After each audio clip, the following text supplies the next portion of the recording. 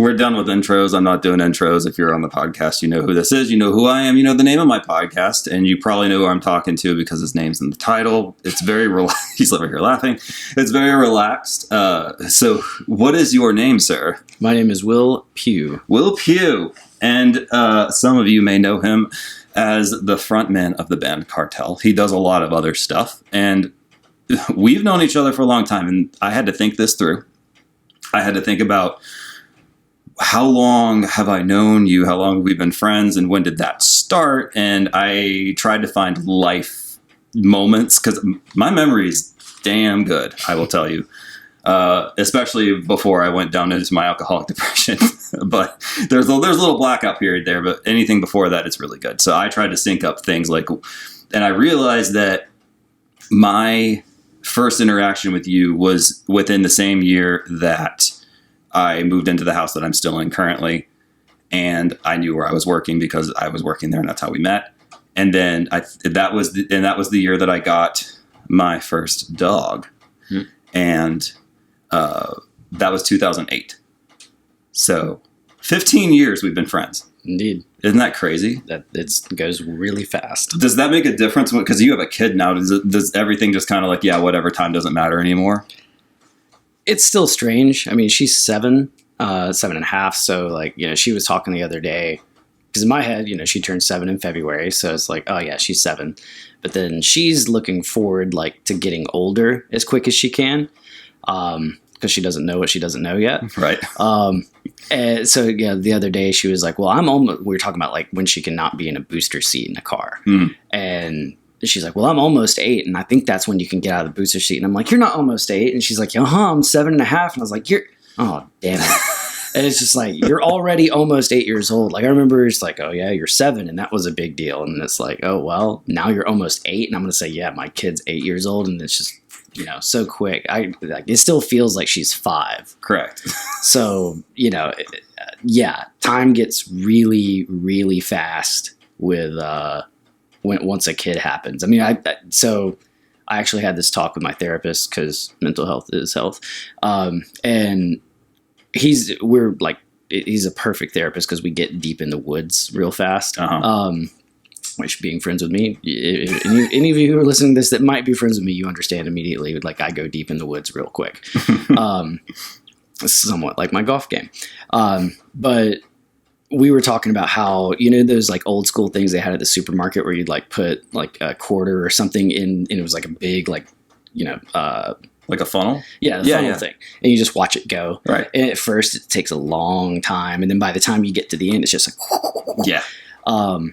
So I was like, well, what if it's like we go in the funnel first and that's time. And when we're kids, we're just like, it takes forever. Right. And then as we start to get older, it gets a little quicker. And then like we have kids and we can look and they're like, it's taking so long. Or it's like, it's going so fast. It's like by the time, you get to the end of your life, like all the old people, you'll ask, like, it goes by so quick. And you're like, God, it feels like it took forever to get to 39. But then I'm looking like, if I double my age, I'll be 78. And that's like, if you die at 78, people are like, you had a good long life, And I'm like, damn it. Am I halfway there? Yeah. Like, oh God. Yeah. Like, it didn't feel like 39 took a whole lot. Right. So what's the next 39 going to feel like? Like, oh, geez, this is crazy. So I remember time flies. Very vividly when I was a kid, because you brought that up. I remember asking my mom one time, does the summer last a whole year? Like I genuinely thought that. I was probably like 7 or 8 years old. Like I thought that because it's like, damn, summer is just forever. Like it just never ends. Mm-hmm. It's so great, and then it does end, and you're like, no. Yeah. But the concept, it's that blew my mind when I thought about that because, spoiler alert, Tiffany is still alive. Wow. I didn't tell you that. I was going to see if I got a reaction out of that. Wow. Yeah, Tiffany's my dog that I adopted in 2008, and she's going to be 15 in September. Wow. And she's still jumping up on the furniture. Like she can't see and she can't hear very well. Fair. But she's still there. Like she's hanging around. Like my wife and I are just looking around like we don't want her to go, but we're like, you're 105. Yeah. Like it's, that's a long time. Yeah. Or something like that. I don't know. I don't math very well. I'm a carpenter. I don't know shit. But that's dead on. It's 105. I'm going to tell you something that I think is going to make you happy. I know you probably wouldn't care either way, but I don't want to talk about Band in a Bubble. Please don't. Can I tell you why I don't want to? One, I know because we've had that conversation Sure. a few times, and you're like, "This is whatever." The other reason is because I listened to a podcast, and I didn't know you were on it, but you were on it a long time ago, and you talked. You spent like a whole episode just deep diving into that and explaining everything. So there's a much better version of that I don't want to clog up with all this because I don't want to take you back there. Number one, and number two, there's someone that did a better job. Do you know who I'm talking about? I mean, I've done that. I know you've done it a couple. times. I just don't remember. So I'm going to direct everybody if they want to know about the Band in a Bubble thing, because that was obviously a big thing, but we're not going to talk about it. I want to direct you to Lead Singer Syndrome. Yeah. Okay. With Shane. Yep. Because that's a podcast where he's the lead singer of Silverstein, and he does deep dives with lead singers like Will. And he's done a bunch of other people like Stephen Christian from Anberlin. Like, that's why I listen to it, because that's my era. And it's like the people that he talks to are kind of from that era. And your episode on that was really good. So let Shane keep that. He can have that. And if Shane's listening at any point, I would love to talk to you too. But probably not. But anyway, back to that though. This is something that I found interesting just listening to his podcast. And this is something that I guess I shouldn't be surprised, but everyone from that era, regardless of what genre you fit into, if you were a part of that touring Warped Tour, what you all know each other, which blows my mind because I never connected it. And this is awkward for me to talk to you about this because I've only ever seen you as a friend. I've never talked to you as a fan. So I'm talking to you as a fan. And it's weird, and that's fine. I hope it is fine. It's fine. Okay, because I never wanted to cross that boundary because I don't want to be that guy. So I'm bringing up stuff that we've never talked about, even though we talked about a lot of stuff, because we've been friends for a long time and we've never lost touch. Right. You've moved a couple times. We keep in contact. We hadn't actually seen each other in a long time physically, but we talk regularly enough to keep in check and know what's going on. But with him talking to people, it's like bands like Under Oath, bands like Copeland, bands like Anberlin that have nothing in common. They're all friends with each other. Like, I know you're friends with a bunch of other people too. Is that what that's like? Or what it was like in that era? Like, is that still a thing, or is that just kind of... Yeah, I mean, it's that... truthfully have no idea what it's like now. So if anybody's an aspiring musician trying to tour, like, do not take this as advice in any sort of way, because it might be completely different. But back then, especially when it's like you're linked with a genre... even though there's subsects of that genre, obviously, like Cartel and Copeland are kind of far apart. Yeah. But yeah, we knew each other really well. You're all kind of cheering for each other because if one makes it, it just kind of brings more spotlight on the rest of the scene. Like, obviously like Blink-182 and Green Day were like pioneers, right? But like that's all California punk stuff. So when like Newfound Glory made it and they were touring with those guys, like that brings a lot of more attention to like, oh, well, they got popular. They're on MTV. Other labels are going to go, well, we need our Newfound Glory, and they're going to go look for it. And that's where you get Fall Out Boy and Starting Line and that sort of stuff happening. And it just it's actual trickle down economics that works. All right. And they find it. So like that big success just always leads to other things. So because of that, you never want to burn a bridge. Always want to build them. And, we all could only tour with each other. It's not like we all, go tour with some random, other band that's not in our scene. Right. So in Warped Tour did a great job of bringing that together, because in the summer, if you weren't on Warped Tour, like you're kind of missing out. You can still go and do a tour, obviously. And if you did it last year, you're not going to do it this year. So, there was always a touring circuit otherwise. But once you get on Warped Tour, like, you're on there with like 40 or 50 different artists. So you're going to hang out with each other. There's no like segregation in the backstage. It's like a bunch of buses and vans in one section of a parking lot, and you're all there. So you like I was never a huge NoFX guy. No, me neither. Like I honestly, like the first time I really listened to NoFX was because I liked Shai Hulud's cover of Linoleum. Oh, wow. And if you know so Shai Hulud, the singer of Shai Hulud, was Chad from Newfound Glory. I didn't know that, actually. Yeah. The original singer of Shai Hulud is Chad from Newfound Glory. Well, okay. Yeah. All right. Now it makes sense. And okay. then, like, a couple of those guys are in Further Seems Forever. Oh, yeah. And so like Chris. He was not in Shai Hulud, though. Yeah, but he was the original. Singer, the original singer of Further Seems Forever. Yeah. It's all that South Florida incestuous, like everybody was in everybody's band sort of thing. Yeah. Well, that's what Stephen Christian said in Shane's podcast, because he was like, that was where I made that connection for the first time, because he was like, Stephen Christian was like, my brother-in-law is Tim McTague from Under Oath. Yeah. And then we're friends with the guys from Copeland. We don't have anything in common, but we all live within 30 miles of each other because we all toured the same local scene. Right. So yeah, it's like Under Oath was from Tampa, and Copeland, they were all in Lakeland. Mm-hmm. But yeah, so I mean, like, no effects. Like I went back and listened to the original just to be like, oh yeah, cool, that's what the original is, because I heard the Linoleum thing, like that's a No Effects cover, and it was a very different song for Shai Hulud. So I was like, okay, that's crazy. Mm-hmm. So there's that. But all the rest of the guys in my band were super stoked on No Effects because they grew up listening to that. But that wasn't like, I was more into the better singers, I guess, for Yeah. Like I like Fat Mike, I like No Effects, like it has its place, but I've always been more tuned in, like the more melodic stuff resonates with me versus just like yeah, yeah, repetitive, just one beat all the way through. Yeah, I mean, it has its place. There's cool things about it, like there's nothing wrong with it, obviously. It's just like what actually made me go, ooh, I love that is like stuff that has more like tone, I guess, in the voice. Correct. So, but on Warped Tour, like we're out there, I've got my golf clubs with me, and somebody was like my buddy Don Rohr, which is kind of another like weird like industry guy. He's basically like he's the scarlet thread throughout our career that it basically made a bunch of stuff happen for us, but we never actually got to work with him like directly. It was just a very funny thing. We can get into that if you want to, but Don came out to Warped Tour. He's a big punk kid, like, just like all of us. He's a little older than us, but he's, super fan of all this stuff. And he's like, dude, Fat Mike plays a lot of golf. Like, you should hook you guys up. And he just like walks up to Fat Mike and he's like, dude, my buddy Will is in Cartel. Like, he loves golf. Like, you guys should go play. And Fat Mike's like, play every day. And we're like, okay.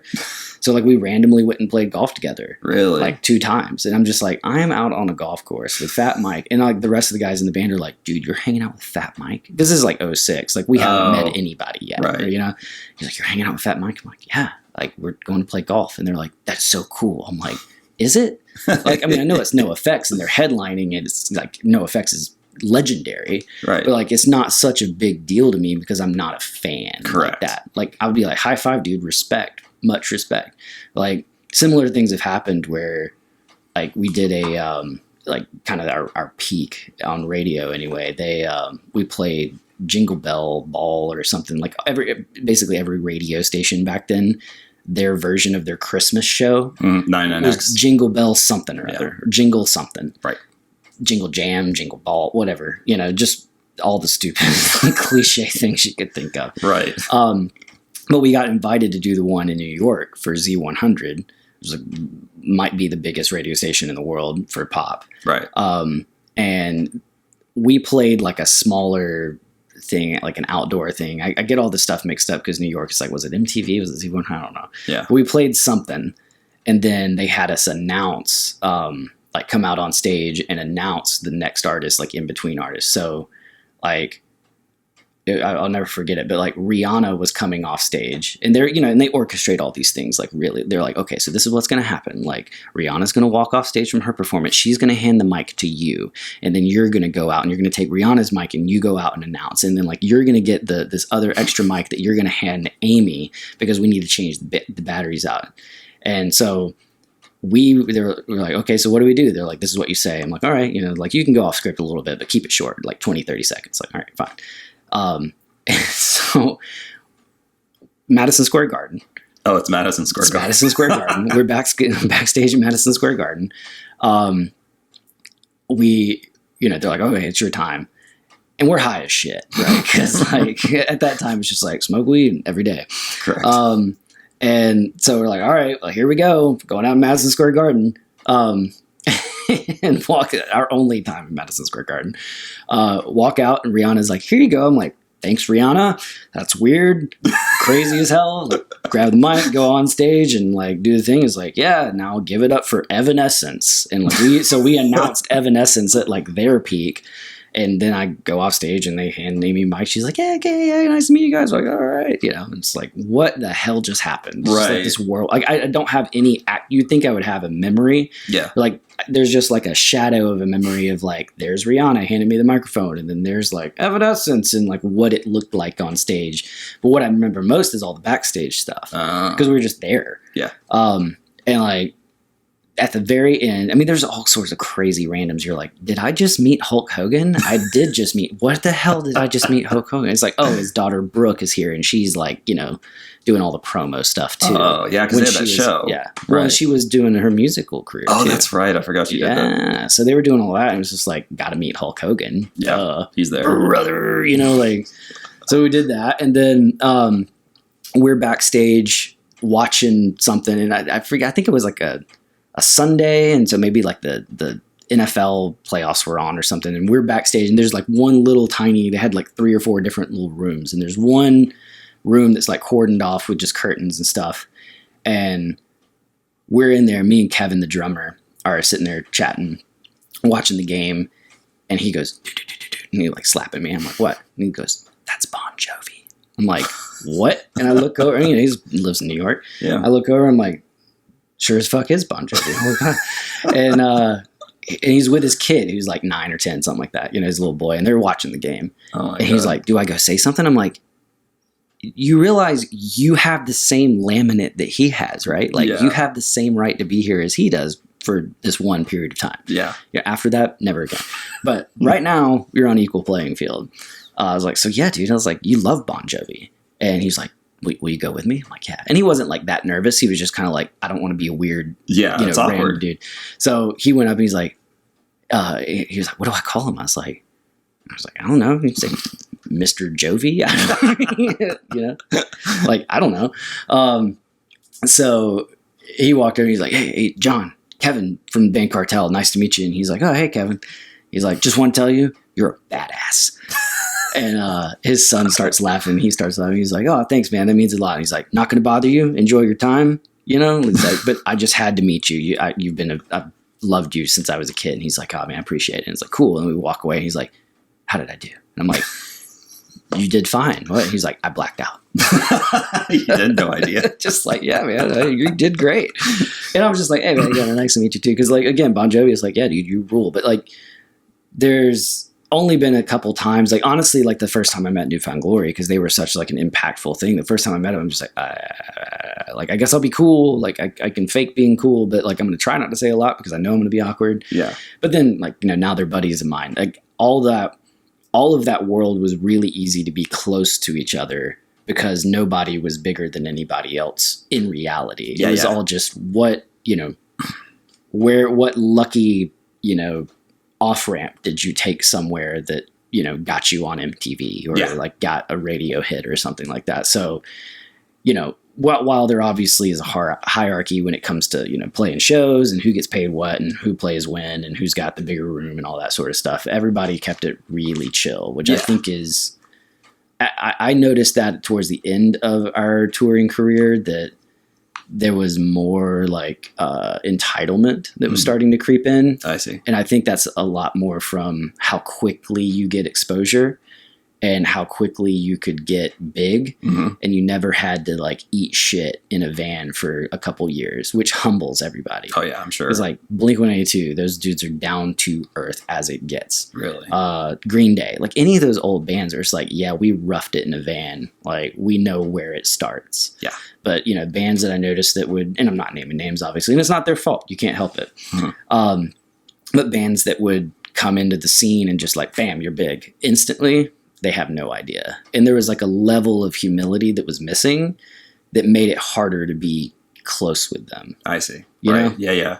You missed out on a little bit of that. Like I was dredging through the shit for so many years. And then it was like, okay, now we're actually making an income. We're either breaking even or we're actually making a little bit of money now. Right. Versus you just kind of throw into a contract and you have a signing bonus that you live off of for a year. And then you actually make your touring money. Right. So, cause you don't make you don't really make much off of physical album sales in that day anyway, did you? I mean, no. I mean, we never really like made a bunch of money off of anything that we ever did. Really? I mean, there was like the first initial like signing to a major, getting a publishing deal. Like that was a decent nut, but it wasn't like life-changing money. I mean, it was for people who like literally were eating off dollar menus at fast food restaurants on tour. Like, yeah, it's life-changing in that way. But, you know, in the grand scheme of things, like, I mean, no. Yeah. I mean, you were, at that moment, you were all living in a house together in Atlanta, right? Correct. Yeah. It's actually about 10 minutes from where we're sitting right now. Does Joseph still live there? No, Joseph lives in Athens. Okay. Gotcha. Not to dox him. Well, speaking of that, you're back in Atlanta. We are back in Atlanta. Which Atlanta. is awesome because, one, you're close to me, other than the traffic getting from the north end of where I live to, you know, in the city where you live is a little shit. Yeah. But you've probably been up to Alpharetta since then to play golf and stuff since you've moved back. But it's been like a year that you've been back, right? Yeah, a little over a year. Okay. Yeah. Because it was weird. Like we went to, I don't know if I never asked you. I don't know if this was pity or if this was just where like you got an opportunity or whatever and you just thought to call me. But the last thing that we did before you moved out, you called me up one day randomly and you're like, let's go to an Incubus concert. Yeah. And that was like immediately after I got laid off of my job. I don't know if that was like a pity thing, like, oh, I feel bad for the guy. No, I mean, I knew you liked Incubus and we happened to have the same agent. So I was like, dude, I got tickets and Caitlin isn't going. Right. She likes Incubus, but it was just like, yeah, let's just go. I need somebody to go with. Right. Okay. That's fair. Because we lived in the same city anyway. It wasn't like a big, like, oh, we got to coordinate a bunch of stuff. Yeah. And it happened to be at the amphitheater right there in Alpharetta. So it was easy. Yeah. And then you called me up like a few hours later. You're like, dude, I got like field goal tickets to UGA. And we went the same.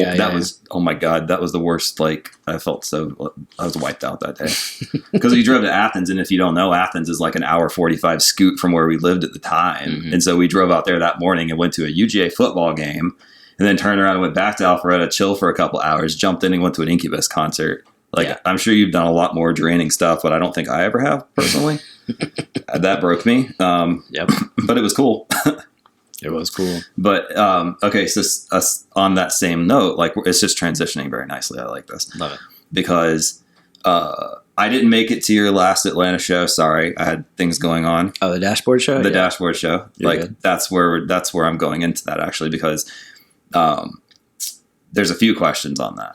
Well, number one, I've mentioned it on my podcast before. The reason I have this sleeve is because of Chris Caraba. Nice. Because I saw his cover of on MTV Unplugged when I was in high school, like 03, whenever that was. And I was like, damn, I want a sleeve. And I didn't get it until I was 32. Right.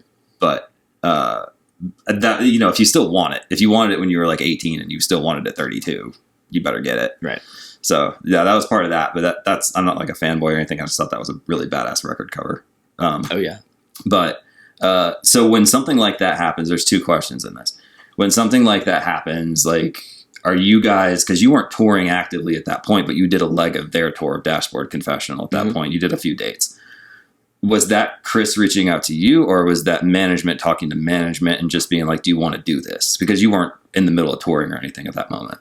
I think it's a little bit of all of it because, so Kevin now runs a bar in Nashville, which if you ever in Nashville and you like very high-minded cocktails, he has a bar in East Nashville called the Fox Cocktail, or Bar and Cocktail Club, I think is what the full title is. But it's just if you look up the Fox, you'll find it. It's gotten rated like #1 speakeasy type joint. Oh, good for him. Times. It's amazing. Is he partnered in that, or does he own it?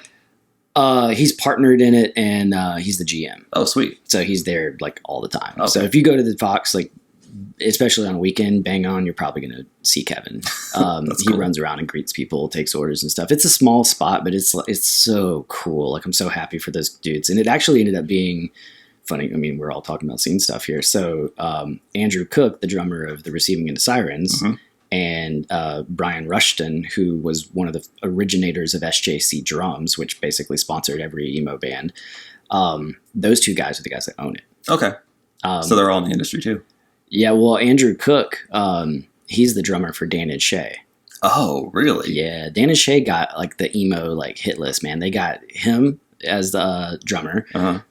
Justin Richards from Brighton, also Rocket to the Moon. Really? Yeah, and then the bass player is the deepest cut is Dustin Hook. He was in My American Heart. Oh God, I haven't heard that name in a long time. So Dustin moved. They were in San Diego, is where they were based, and Dustin moved to Pittsburgh, where Dan is from. So Dustin and Dan knew each other from that and that scene. And so when Dan and Shay got signed, and they were going to be, obviously in country, if you get signed, like, you're going to be big. It's just how long are you going to be big? Right. So he was like, yeah, Dustin, need a bass player. And Dustin was like a very successful real estate agent, which I guess he still does part-time, but when they go on tour, I mean, they get paid. They've been the same band since like day one of Dan and Shay. Really? Yeah. And then like they have like a keys guy. I don't know who those guys are, but they have like a auxiliary dude named Isaac that I knew him in Nashville, but that's where he's from. He's not of any affiliation, but it's just like so random that they pulled him. But so yeah, Andrew plays drums for them. So when he's not on tour, he hangs out there and kind of runs that. He does he has a really cool like clothes. Actually, I'm wearing this. Dude, this is all full circle. It's crazy, but I'm actually wearing a shirt that he designed. He has a like little design company called Ezco or EasyCo. It's just Easy Co. However you want to say it is fine. But he's an awesome designer. He does artwork for a lot of bands. Does merch stuff. Obviously, does all the artwork for the bar, so it has just a really cool like logos and everything going on. So yeah, that's just like another outlet that like some industry, old school band dudes ended up cooking up. But I forgot even where Chris Carabba. So sorry, I was like, I love just downloading, like, look how cool this all works. No, that was interesting. So East Nashville, Kevin, obviously, like a bunch of dudes, like Chris lives in Nashville now. Oh, he does. Okay. He lives in Franklin. All right. He's got family, kids. Like, he doesn't go to East Nashville. Right. But that's kind of where he settled, which a lot of people did. A lot of band dudes. But so Kevin is really good friends with Chris Camrata, who's the drummer for Dashboard. Drummers like flock together. I'm sure. And Chris Camrata was actually in, what band? There for Tomorrow. Okay. Well, speaking of South Florida. So that's how he kind of knew. So Dashboard needed a drummer at some point, and then Chris came on, and Chris is a badass drummer, so he got him. And so they knew each other, and like, oh, dude, like, why haven't we toured together before? He's like, I don't know, you never asked us. And then, things go down from there. And it was that easy. Yeah, and we knew Andrew McMahon from just, he's been in 1,000 different bands at this point, tongue firmly in cheek. But we knew him. We knew his keyboard guy Zach. We had toured with him a long time ago in a different band. Like, so it's like again, it's all incestuous. Like, everybody knows everybody at some point. Yeah. So I think when they were going to be co-headlining, they're like, oh, we got to get like bands to sort of, because they had what's it? It starts with an A. They God, how we were on the same. I can't believe it. Armor for Sleep. Armor for Sleep. Oh yeah, they pop up on my like recommends all the time. Yeah, they got them to do the California leg. They got Juliana Theory to do part of it too. So they had like basically 3 different bands from bygone era, sort of like get back together to play. So they're never hurting to find support.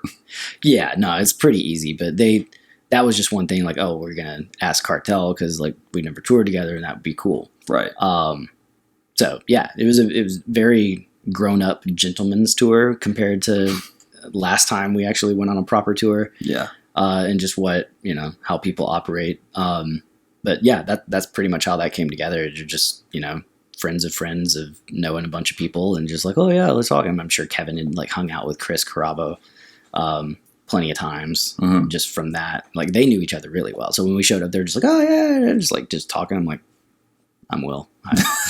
So you had never really connected with him much before that? No, never met him. Really? Yeah. So how's the dynamic with that? Because he obviously, like you said, he was just pulling from wherever he had his connections to pull a bunch of interesting bands from that era onto like support.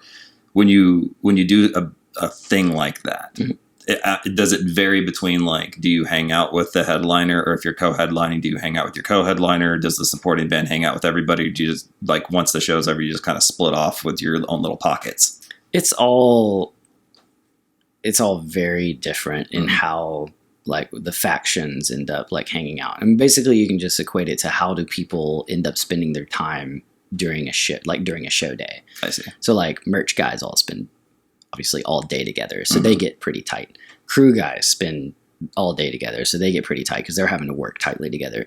Band dudes, it's like, it depends on whatever you're doing while you're waiting for things to happen.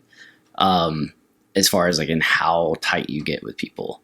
So like, I would say lead singers hanging out is extremely rare. Mainly because they're like, I mean, obviously this sounds like super prima donna because whatever people have, they think about lead singers, but you know me, I'm not a prima donna. Yeah, I know. So this is coming from like the most honest space I can say about lead singers. Lead singers have the hardest damn job on tour, period, end of story. And it's not just getting up on stage and singing. That's whatever it is, like whatever your talent, your natural born talent is, like that's pretty much what carries you through on that. Some people practice a lot. Some people don't. It's whatever. I've seen all sorts and it doesn't have any sort of like Daniel Johns, like smokes like a chimney, drinks like a fish and has the most beautiful voice I've ever heard live. And he doesn't warm up. Oh, he's just a fucking god. Other people religiously like don't do anything. They don't smoke, they don't drink, they only drink water, they don't eat pizza, like they just go dairy free during tours, so they don't have like, they do all these things and still like you're about 80% as good as the record is. It's just all whatever you got in your throat. That's it, period, end of story. But if you get sick, everybody succumbs to that, right? So like lead singer is just not fun because like singing takes a lot out of you because of like all your air control. Like drummers do the most physical exertion, but like their arms still work unless they pass out. But singers like do a lot of physical exertion and have to like rely on that muscle in their voice to sound good. So there's a lot of care. So a lot of times people be on voice restriction or whatever during the day, especially during the middle of the tour. So, because if you talk a lot, like if I did this podcast and had to play a show tonight, trash. Right. Like you have to be very careful with how you use your vocal cords. So most of the time they don't hang out with anybody. They'll just be in the bus, watching movies or something, just taking it pretty chill, or going out and like going to a coffee shop, just basically keeping to themselves, not to be a dick, but because they kind of need to have that space. Yeah. You can replace a guitar. You can't fix a vocal cord. Yeah. That takes a lot of time. Yeah. But inevitably you get sick on tour. So then it's even extra, like, gotta keep it chill for the night, So singers don't really end up hanging out a bunch, short story long. Yeah, that makes sense. But, like by the time we had done that tour, like I don't drink, I don't smoke, I don't do anything anymore. So like, I'm just like, well, what am I going to do with my life? Like, I'm basically doing my day job in the bus, like, and then when that's done, it's like, well, I just got to walk around. It's like, you see Chris, like, hey man, what's up? So we like get to have a couple little conversations here and there, as he's like got a ton of obligations, obviously, as a headliner. He's going to have like a radio spot or something, probably. Yeah. Interview. He's a grown ass man. Nobody's in their 20s. No. Like we're all grown ass people. He's got kids that are like old, like in high school and stuff. And really? Like, yeah. I always envision him as being like 30 at most. Yeah, I know. He still looks that way. He looks damn good. Yeah, I saw him on I don't even remember who it was. It was it was Melissa Joan Hart had him on like her podcast, and it randomly popped up the other day, and he's on there, and I'm like, they were even saying that to him, like, dude, you're like the emo like grandfather or whatever of like getting that mainstream, and you still look the same, other than your hair's different. Yeah, still sounds the same too. He's a little enigma. But he's a sweetheart of a guy. He watched almost every single performance of ours. Oh, that's awesome. Like, and you just you look over and I'm like, it's fucking Chris Carrabba. He stayed. He's watching me play, like, because I mean, most of the time, like, you'll watch a band a couple times when they come on, they're like, okay, and that's basically once the show starts, you're listening like, all right, well, like, now the countdown begins. It's like, oh, they're playing this song, that's their last song, so then like I got X amount of time. Yeah. Especially when in a co-headlining situation like that, like he and Andrew were switching off. Oh, really? So like one person was the the last performer, and one person played right after us. Interesting. So like he sometimes would play right after us, and but he would watch like the first couple songs, and then go do what he's got to do. Gotcha. But if he played 2 bands after us, he would watch the whole thing. You're just like, this is crazy. And, he would say things, to me. He was just extremely generous, extremely nice. And, I couldn't be more impressed with him as a person. Wow. That's so cool. And then the cool thing about that too, well, I do have to interject this. And I remember when you were talking about your voice, I was at one of your shows at the Masquerade, and years and years and years ago, and I'm actually at the back with your wife, just hanging out, whatever. And your voice completely blew out. Oh yeah, that night. Yeah, because it was a Christmas show. Yeah, it was a Christmas show. You were with Vonnegut. They're not even together anymore, are they? Correct. Okay. So yeah, I remember you're up there like you're really trying because it's a hometown show. Yeah, like you want it to work, and you tried so hard, but you had to bow out, and then. I think it was the guitar player from Vonnegut jumped in at one point and started like filling in and let you kind of get your shit back. Well, yeah, it was a Christmas show, and Don Rohr, again, that comes back. His family lives here. So he was here at that show, and a huge fan, and he brought us shots of Jaeger on stage. And so I did a shot of Jaeger, and my voice went whoop, like bone dry instantly. I'm like, this sucks. So, luckily I had some Entertainer Secret throat spray in the car, which is like the only thing that can save you at that point. Yeah.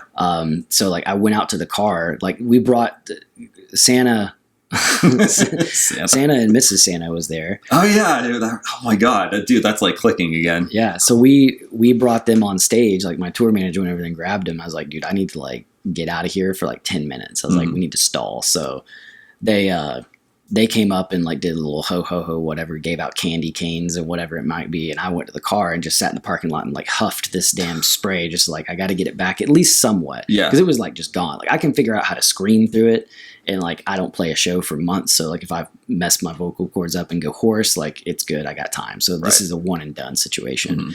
But yeah, I went in there and finally got to salvage it. But it was really funny because that was right before Collider came out, and we were just finishing up recording Collider. And we were like, we're going to play a new song, and we played the song Disconnect, and that's when it went out. And I'm like, great, a new song, and I can't even sing it right. So it's like we killed it, musically, but my voice is like, it's just like, man, fuck.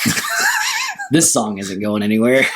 Yeah, because I looked at your wife, Caitlin, and I was like, does that hurt you when that happens? And she's like, a little bit. Yeah, they know, because she knows it's just like immediately once that happens, you're just like bummed out. Right. You're like, well, this show sucks now. Because it's different if you, like if you're a hardcore band or something, or like, like we were still talking about like No Effects or anything like that, where it's sort of atonal. Yeah. People don't have expectations. Yeah. But like when you have a voice and people are like, oh, he's a good singer, they want to see a good singer when they show up. They want to see some half-ass like, oh, okay, I guess you sounded all right. Right. And, it's like, especially a hometown show, you want to make sure your voice is good. And you want to perform because you don't want to have that thing like, lead singers are very fragile. They're fragile souls. Fair. So like, like I know I can sing, and everybody there that has listened to our record knows I can sing. Yeah. But when you're not doing it, everybody's like, oh. It's like, was that all done in post? Yeah. Because they don't know if they've never seen it. Exactly. There's all like, I mean, at least it proves that there's no auto-tune. Yeah. That's right. But it's, you get in your head about it real fast. So you're just like, oh. And then like when I get bummed, I'm not a good performer, and it's like I don't fake shit well at all. Right. So if I'm not feeling it, I am not feeling it, and everybody knows I'm not feeling it. So. And you want to do the Atlanta shows justice. Yeah, I mean, we always had really good Atlanta shows. We always had really good Christmas shows. We would do a cover of some sort. We always like pull out some random stuff. Yeah. You did one at Vinyl that I was at also, and it was Halloween show, and you wore a banana suit. I do remember that. I did. I wore a banana suit. It was hot as hell in that thing. Vinyl's a sticky place anyway. Indeed. But okay, so as far as that goes, we're going to talk Atlanta venues for a minute. All right. The first punk show I ever went to, I want to know if you can figure this out. And this may have been just outside of your era. I don't know. There's the first punk show I ever went to. It's slightly outside the city. It's a shithole. Mm. It's connected to a gas station. And I think it may have opened the same year that you signed, so I don't think you had to play there. Connected to a gas station. Connected to a gas station. It also, apparently, unbeknownst to me, it doubled as a comic book store. They would literally push everything to the side, and they would have punk shows in there. Is it Swayze's? Yep. Yeah. Did you ever play there? Oh, yeah. Well, there were two different versions of Swayze's. Mm-hmm. Your version, yeah, that was connected to a gas station, but then they moved it. Oh, they did. It moved like down the street. It's weird. I could drive there, but I forget what the road is. It's like Barnett Shoals or something up there. It's like outside of Kennesaw. Yeah, they moved it up that way. Okay. I'm pretty sure. It doesn't fucking matter. But yeah, they moved it to like a strip mall. Okay, because the gas station was a total dump. Total dump. But the guy that ran it, Lee Satterfield. Yeah. He's a gem. Yeah, he's funny as hell. He's the frontman of Treefort. Yeah. I don't even know if they're still together. I doubt it. But he was just the nicest dude. Like, you'd have like some shitty punk band playing in there, like blowing the glass out of the windows, and he'd just be out there hanging out with people like, yeah, they suck. Yeah. He's like, they're getting better, but they still suck. Yeah. He'd be honest. Yeah, he was a little like Godfather up in the north of the perimeter. Yeah. But like nobody like down here knew anything about it. But that was a tree for it. That was like the only place that you could go in the early 2000s. I think they opened that like 04, 05, something like that. That was the only place that I ever knew that I could go to listen to just shitty local punk. Well, there's Under the Couch. That was the first one. That's where I went to my first show. That was actually Under the Couch was like a little like student run like coffee shop type vibe on the Georgia Tech campus. Oh, really? Yeah. So that's where like my first show was Newfound Glory, Piebald, and Saves the Day. Oh, they were playing a tiny venue like that. In that order. Newfound Glory opened. No shit. Saves the Day was it's actually a funny story, but so that was my first show. Like I got my parents, because we lived out in Conyers, so I got my parents to like agree to let me come downtown Atlanta by myself. Because you were on the south side of the city. I grew up on the north side, so we're on completely opposite ends of Atlanta for people that don't understand the city dynamic. Yeah, I was about 30 minutes, like from downtown, I was about 30 minutes east of the city. Yeah. And so we got, it's like everybody came in to like, dude, it's Newfound Glory. And like, that was when Nothing Gold Can Stay was out before they blew up. And I was just like, oh yeah, we got to go. So got to go to that show. And then I didn't really know who Piebald was, but I knew Saves the Day was. And I listened to that record. That was Through Being Cool. So that was, because I guess whatever, it was called like American something or other, the Piebald record. It was like their seminal record. I don't know if I was into them back then. But it was Newfound Glory playing Nothing Gold Can Stay, whatever the hell that Piebald record was called. Yeah. And Saves the Day playing Through Being Cool.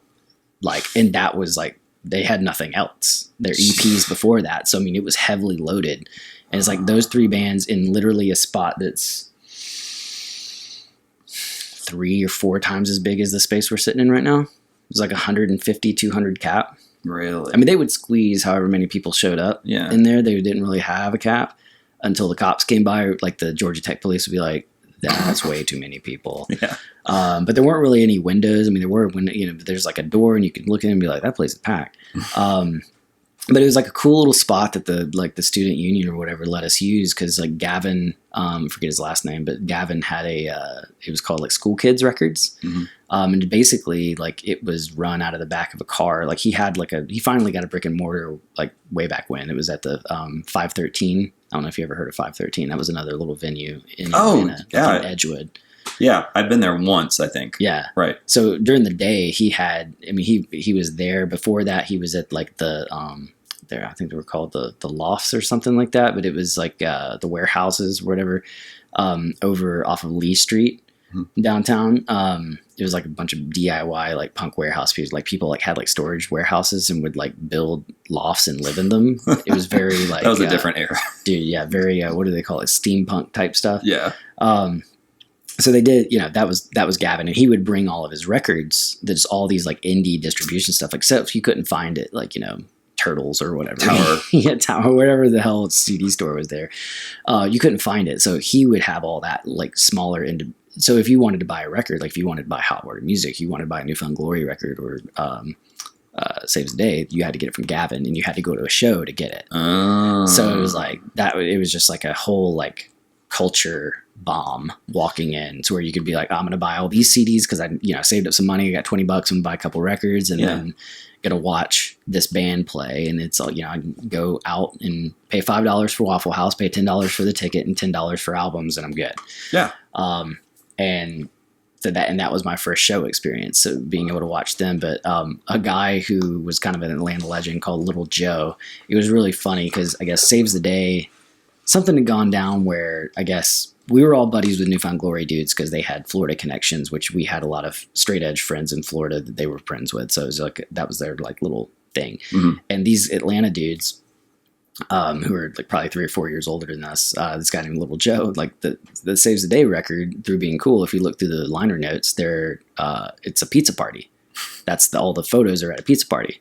So these assholes come in to under the couch with like 4 or 5 pizzas, just like dancing around, like having pizzas open. And the singer, Chris, Saves the Day, hated it. He thought, and it was just like, they were just having fun.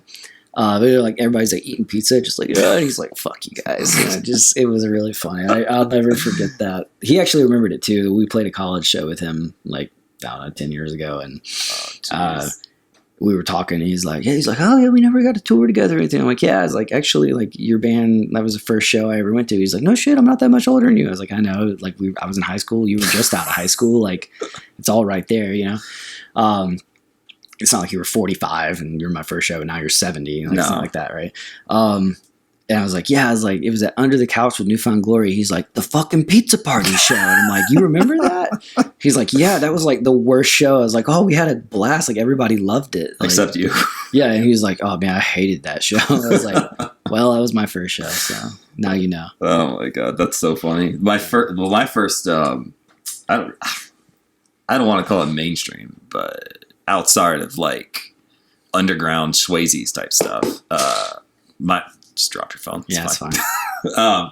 My first one was a great one because I got to go to the Masquerade in Heaven, which is defunct now. I don't care. There's a new one. It's not the same. No, it's not. It's not the same. Masquerade died. It died. It's done. I don't care. But I got to go see co-headliners Hawthorne Heights and Silverstein, and Bayside supporting. And there was some other tiny band after that, I think, that wasn't even on the ticket. But that was my first, like, that was 2005. That was my first, like, okay, these post-hardcore, pop punk, whatever you consider, that's more of a post-hardcore show. And Bayside's they're a little more on the pop punk era. But that was the first one that I ever went to. And that venue, those bands lined up, like, that was the moment where I was like, okay, like, this is cool. Because if you never got to experience that in that era, it was something different. It was something special. Like, because before that, the first show I'd ever went to was Kenny Chesney's She Thinks My Tractor's Sexy at Lakewood Amphitheater. Oh, no. That was my intro. That was my first concert I ever went to. Boo. I know. And then I went to like 3 Dave Matthews Band shows. Dave Matthews Band is still like my top. Like, I mean, you can't argue with it. That was the first time I got high, was it, Dave? I'm not surprised. I probably got a contact high there 4 times. Yeah. But I'd only ever been to the big ones. Like, I'd never been to something smaller. So I went to that, and like, that's how I trailed into Swayze's and all the other stuff. I'm like, all right, so what else is out here? And then you go there, like, it's a little different. But yeah, the Masquerade that was the ticket. That was where you wanted to be. That was a cool spot, yeah. And now it's like co-working space or something. It was an old like grist mill or something. Yeah. I mean, it was a historic building. That's why they couldn't like tear it down. But I know they wanted to tear it down because it was a shit hole. Yeah, it was a dump, but it was the best kind of dump. Like, it was the most like just comforting dump I've ever been in. It was, yeah. It was home. Yeah.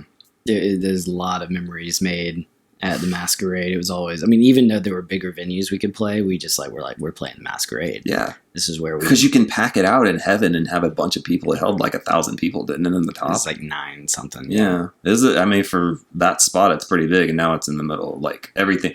That place was scary back then. Like, once you got past the tracks over there, it was a little scary over there in that area off of Ponce. At Masquerade? Yeah. Yeah. But now it's all like, I guess, gentrified. Oh, super. The Ponce City Market's across the street. Yeah. Like, because when you played at the show there, they were, when you play, I parked at Ponce City Market and walked to your Chroma reunion tour. That was City Hall then. Oh, was it City Hall? Mm-hmm. Okay. Yeah, I parked there. Yeah, that was a little scoot, but I'm walking because I hadn't been down there in a few years. I'm like, this is not the same. This is kind of like, this is way too suburban now. Yeah, they fixed it up. Like that Kroger that was across the street, the backside of that the murder Kroger. Murder Kroger, yeah, exactly. If anybody doesn't know that, there was a Kroger in downtown Atlanta off of Ponce, in the Ponce Highland neighborhood that had a notorious history for people just dying in the parking lot. Yeah, it's like where you showed up to take people out. Yeah, it was the weirdest thing, and like they tried to distance themselves from that so bad that they tore it down eventually, right? No, they redid the whole thing. Oh, they redid it because Beltline runs right next to it. Oh yeah, so they like super cleaned that up. I see. All of that stuff like MJQ and Drunken Unicorn that's right there. Like all of that is getting torn down. It's going to be like high rise, or not high rise, but like 6-story condo apartment things with like work, live, eat, whatever at the bottom. Right. Which I mean is cool, I guess, but like, it's not Atlanta. No, I mean all that history stuff. I mean, again, like that's Atlanta to us, but like I wonder how many people. I mean, MJQ I think was popular because they had the the disco and like 80s nights and all that sort of stuff. It was like the place you went to do drugs and drink. Yeah, like for better for worse, however that feels. But when you're in college, it's like whatever. Oh my god, I'm not going to name names on this. It's somebody that but. It's someone we both know. My first experience with MJQ was also my first night that I ever went to a strip club. Nice. Yeah. Which one did you go to? Cheetah, or did you go to the Claremont across the street? No, it wasn't the Claremont. It was Pony. Ooh. We went all the way to the Pony. Wow. And it was not that night, but it was the night before that. And I don't like strip clubs. Like that was the one time I went and I'm like, this is dumb. Like, oh my God, this is stupid. So my buddy, our friend, pulls something out of his pocket and it's directions, and it's not directions from someone that had given to it that night. It was like historical directions that he had acquired at that same strip club many, many years before. And he was like, a stripper wrote down this thing and said, look for a shack on top of a parking lot off of Ponce de Leon Avenue. And I'm saying that correctly. If you're not from Atlanta, it's not Ponce de Leon, it's Ponce. Okay. That's how we say it here. It's normal, but it was directions to a shack on top of a parking deck. And he was like, this sounds sketchy as hell. But he'd already been there one time, and he told us the story when we were like going over there. One of our other friends hadn't drank or anything, so he was driving. Like this was back when I was like I drank so much because I wanted to get out of the Pony because I didn't want to be there. Right. But we go to freaking this like little shack, and there's a line of people trying to get into this little shack on top of a parking lot up in Ponce Highland, and I'm like, what is this? And then you literally go down into a hole, and there's a nightclub. Mm-hmm. And like, if you know, you know. And if you don't know, you'd never know it was there. It's the weirdest thing. Yep. But it's iconic. Well, they had a behind MJQ that was like actually the entrance was next to like the tattoo shop that's right there. Yeah. That was Drunken Unicorn. Yeah. Which was their venue. Which was like literally not much bigger than the spot we're sitting right now. Yeah, yeah. We did a MySpace secret show there. Oh. That was like they wanted to do the secret show, and we're like, we're going to do it at Drunken Unicorn. And they like showed up to look at it because they like, film it or whatever. They're like, really? We're like, yeah. Yeah, we're going to do it here. They're like, but there's like 50 to 100 people. We're like, yeah, this is the spot. That's the one you picked? Yeah. Because it was just like, we wanted it to be like something like really cool. And we'd never have, like, we could never play Drunken Unicorn, right? Because we were just too big. Like, our shit barely fit on stage. Yeah, I know. It wasn't just like, oh, we're too big. It's like, no, literally, like, our stuff won't fit on stage. We just ended up doing it there with the Rocket Summer. Oh, really? The Rocket Summer opened. Oh, that's awesome. I still have the poster. It's in storage because I don't have enough wall space in this house to put it up. That's cool. But yeah, it was a cool little, for all the pre-Facebook people. Yeah, right. I remember seeing those shows pop up on MySpace back in the day. Because actually, I remember Cartel's, like cartelrocks.com used to forward you to MySpace back in the day. That was the thing. That was the ticket. Why would that not be your website? I mean, in that era, sure, why not? Right. I think the only venue that I really care so much about anymore is the Tabernacle. That's the one. That's the only one that's left. That's good. If anybody wants to bulldoze that, they're gonna have to run over me with a bulldozer. Yeah, because it was an old church back in the day, and then it was a house of blues. Yeah, I'm sure it's a historic building because it's so old. It's like, there's no way anybody's gonna get rid of the Tabernacle, and it's got a big enough cap, and they make money. I mean, those shows are always packed out. It's right off Centennial Park. I mean, it's classic. It's never going anywhere. And you've done that twice, right? Yeah. We played it with Dashboard, and we played it with Census Fail. We played for who the hell? Oh, it was Thursday. Oh, really? Yeah, it was Thursday, and actually it was My Kim and Thursday before My Kim blew up. It was Really? Before Black Parade. Yeah. Oh, wow. Was that a co-headliner, or was that you guys supporting, or what was it? That was a one-off. Oh, really?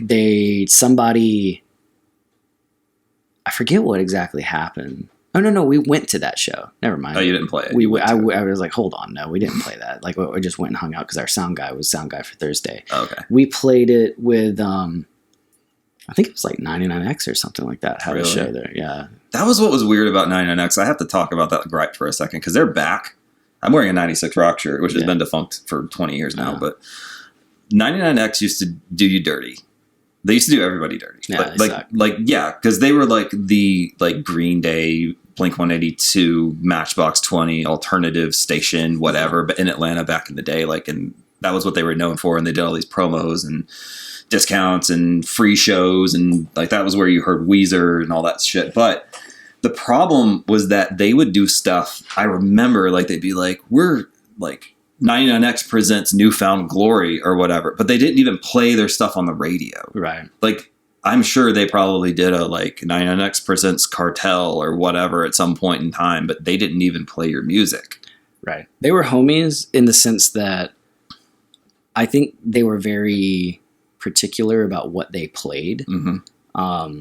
But they would always try to help in whatever way they could. So Right. they wouldn't necessarily play our music, but Caitlin, my wife, can back this up. It was pretty funny, but they had their Christmas show was at the old Phillips. Oh, it was that big? Yeah. Really? Yeah. They had, because the headliner was the Killers. Oh, okay. Mr. Brightside Killers. Right. Yeah, that. That actually was their second album that came out after that. Mm-hmm. Hot Fuzz or whatever was the first one, but this was the when you were young or something like that, whatever that record was. Yeah. So they're massive. They had the opener ended up dropping out, and it was the Killers Sparta, and then whoever the opener was, they dropped out last minute. Mm-hmm. And so they called our manager. Does Cartel want to open? We know they're not on tour, they're home. It's easy. You guys want to come and play Phillips Arena? I'm like, fuck yeah, I'll play arena. Home arena, hell yeah. Problem was, I was in Asheville on a trip with Caitlin that I actually was going to propose to her on that trip. Oh, and no. And I was like, good. And so I think she knew, because she'll still tell us. She's like, yeah, that's when you're going to propose. I'm like, did you know then, or did I tell you that later? I forget. But she was like, I was like, look, I need to fly home. I'm going to fly home in the morning.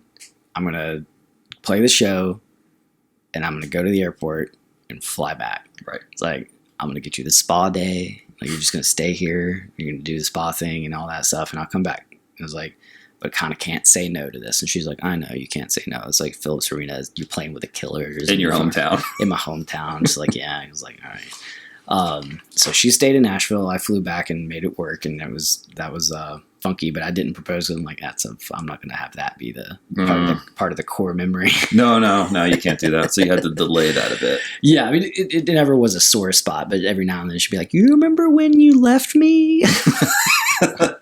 Yeah. All right, we don't want the grandkids hearing that one. Exactly. Oh I was like, I got you a spa day. You didn't have to do anything. Ugh. But that was, they did try to hook it up in situations like that.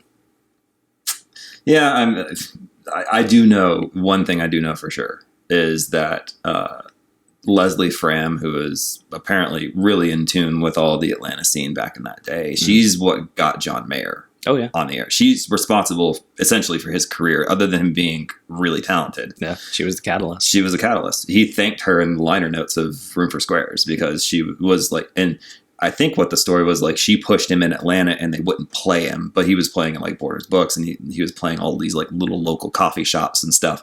So she had friends in the radio world in Birmingham, and she sent his stuff out there and she's like, listen to this, put it out, because Birmingham, college town, whatever. And that was where he took off, but it was because of her, I think. Mm-hmm. So for all the things that I think they were a little weird about, I guess now that I know that they do, they're not, I mean, that version of the radio station doesn't exist anymore. Yeah. Even though the same people are back on it again and it resurrected, but it was a different era. But now I'm comforted in knowing that they actually did try to support local, even though the industry overlords didn't want it. So that's good. That's a positive. It is. Okay. That's fair enough. So we have a little time left, so I'm going to flip through. We already talked about this, but when we talked earlier, I was like 2 weeks ago or whenever it was, you were like, I don't really do much on social anymore, so I don't really pay attention. But you're like, Caitlin, your wife, like she pays attention to my stuff, so you know, like all that weird stuff that I do, coming through the concept of like her, like she apparently relays things to you, which is interesting. But I posted on my Instagram story, kind of cryptic, pop punk. If you're into that, you're into the emo stuff, send me a DM. I got blown up. I wasn't expecting that kind of reaction. And literally everybody that I talked to knew of or was a fan of Cartel. They knew the band. And I'm like, okay. Like one of them was even like, I'm going to go put Chroma on right now. I'm like, stream it, at least make him some money. Yeah. Make him some pennies. Yeah. Take a few pennies. Take a few pennies. Like, but I'm going to ask you a couple that they asked just for the sake of longevity here. Anyway. Okay. This person's name is Ashley Goo. I'm using names. I don't know if these are your real names, people, because it's whatever your handle is. Ashley Goo said, at the peak of it all in the 2000s, height of the genre, did you have any criers, stalkers, or people who came to every single show? I'm always interested to know about that. Yeah, we had... Nobody came to every single show. It wasn't a Deadhead thing. No, we had two sets of different people that would come to almost every show in a certain area. Okay. There were a couple sisters in I think they lived in Maryland. So if it was an East Coast show, they were there. Yeah. They went to, and they I think they saw us almost everywhere before it was over, but it wasn't sequentially. They would just follow us around. Yeah. Because they had real jobs. Yeah. But they would show up. They were nice as hell. They'd buy a bunch of merch every time. We're just stop buying stuff. We're good. You don't need to buy stuff. They're like, well, you got us on the guest list. We're like, cause you're driving. No, you don't need to. You got enough stuff. You hit your limit. You're you got the platinum card or whatever. Yeah, just you're good. You hold a special place. So yeah, and they'd take care of our merch guy really well. They bring him food and hang out. So it was they were super nice. And then out west, there was a couple. There's a couple of different people, California. There's a girl who would go to every show. Arizona, we had a girl that would go everywhere named Ashley, actually, which might be the same handle. Maybe it's this girl. Let me see. Does he have her picture? No, that's not her. Sorry, Ashley. Yeah, no, you're good. Sorry, it wasn't you. But she, they were all super sweet, and they do anything, whatever. They were just fans of music. It wasn't there was never anything people are oh, it was a groupie. No. No, it's not like that. They literally just wanted to know the people behind the music that they liked. So it was cool, but it was never anything weird. It was just at first you're like, she's here again? Good Lord. And they'd talk to the tour manager and they'd learn the names and know stuff. So they were able to kind of get a little bit of unfettered access, but we didn't mind. It's if you're going to devote that much of your time and energy to, spectating our band, we can certainly help you do that. Right. Okay. All right. Next one. I don't have her. I cropped her handle out. Sorry. Your picture is a younger woman with long brown hair looking to the left or your right, I guess. I'm bad at this. You literally just named millions of people. I know. Sorry. Okay. Her question, I'll paraphrase it, but do you think it's harder or easier to be seen now that social media can do stuff that wasn't around? Because you did a lot of stuff with social media in the early days before it really, really kicked off, and then it fizzled out for a little while, and then now it's what it is now. Mm-hmm. Like, you were kind of on the cutting edge of that stuff in the early days.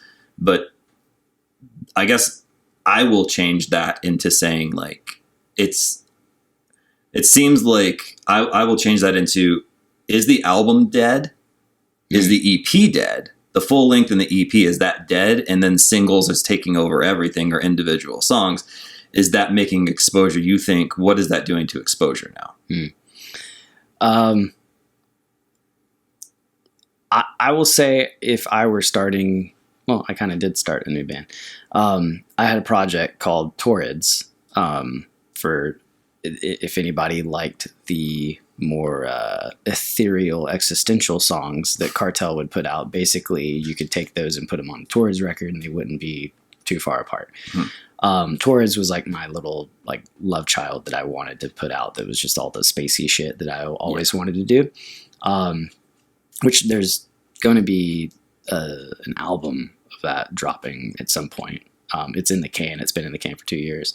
But it's the original EP, and then the second 5, or the next 5 songs that we did, kind of put together in one thing. But so stay tuned. But in that, like, kind of exploration of like what it's like to put music out, new music out now, that no one's ever heard of. I have no idea how people like make it work, because I think one, as far as the social media exposure and trying to get noticed or anything like that, it's almost like you have to go viral in some way to get something noticed. I know a lot of managers, like our old manager who managed like tons of popular bands. Last time I was out in LA, and like, this was 12 years ago. If not, maybe not 12 years ago. It was a long time. But whenever TikTok was just coming out, whatever day that is, because I still have never actually been on TikTok and refuse to. Call me an old man, I don't give a fuck. That shit is poison. I tried for a long time. Yeah, if you're trying to engage with current, then you have to. It is what it is. I get it. No judgment. But he was talking about like, I found this kid on TikTok and signed him. I'm like, does he have music out? He's like, no, he just like was playing his stuff on TikTok and did a little dance, and he's got like 10 million views on this one video. I'm like, and you signed him? He's like, yeah, he's got a record deal. I'm like, dang, good Lord. Like, that's how you do it? And he's like, yeah, I'm just scavenging TikTok, like for people who are like up and coming or getting any sort of traction because they already have a name.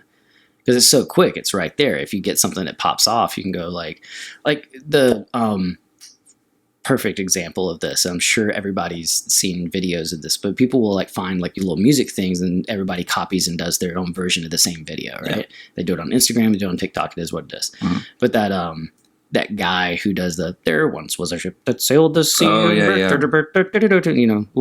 the wellman come. Yeah, that guy. That guy. Everybody knows that song, right? Yeah. Like, he's got albums. He has albums.